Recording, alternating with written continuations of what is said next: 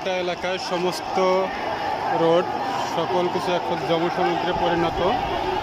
কোনো দিকে কোনো ফাঁকা জায়গা নাই মানুষ ছাড়া। লক্ষ লক্ষ মানুষের দল পড়েছে শুধুমাত্র একটি রোডেই।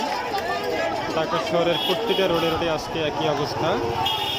পুরো ঢাকা শহরে আজকে কোটি কোটি মানুষ রাস্তায় নেমে গেছে। মানুষ আজকে সহ্য করতে না পেরে আজকে সবাই রাস্তায়। সাধারণ পাবলিক আজকে ধৈর্যের সীমা হারিয়ে ফেলেছে।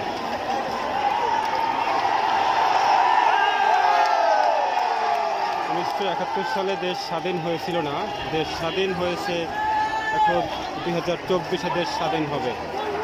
তখন দেশ স্বাধীন হয়েছিল শুধুমাত্র একটি পরিবারের জন্য। প্রতি পরিবারের জন্য আজকে দেশ স্বাধীন হবে।